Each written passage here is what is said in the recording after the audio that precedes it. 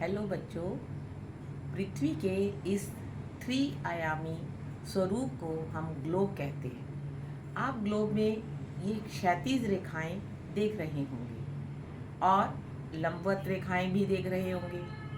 तो वो क्षैतिज रेखाएं जो पूर्व से पश्चिम की ओर जाती हैं उन्हें हम अक्षांश रेखा कहते हैं, और जो लंबवत रेखाएं उत्तरी ध्रुव को दक्षिणी ध्रुव से मिलाती हैं उन्हें हम देशांतर रेखाएं कहते हैं। और देशांतर रेखाएं और अक्षांश रेखाएं एक दूसरे को काटते हुए पृथ्वी के ऊपर जो ये जाल सा बनाती हैं इसे हम ग्रिड कहते हैं। और ग्रिड की सहायता से हम ये आसानी से पता लगा सकते हैं कि कोई स्थान हमारी पृथ्वी पर कहाँ स्थित है।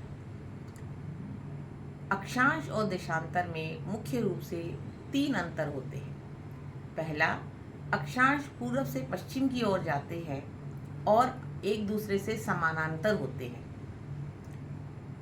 विषुवत वृत्त अक्षांश जो है वो सबसे बड़ा अक्षांश है, क्योंकि वो पृथ्वी के बिल्कुल बीचों बीच होकर गुजरता है।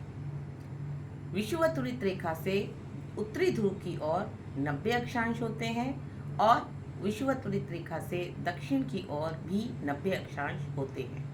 इस तरह अक्षांश कुल 180 होते हैं। इसी तरह से देशांतर रेखाएं देखें तो 0 डिग्री प्रधान मध्याह्न रेखा जो होती है उसके पूर्व की ओर 180 देशांतर होते हैं और पश्चिम की ओर भी 180 देशांतर होते हैं। तो देशांतर कुल 360 होते हैं।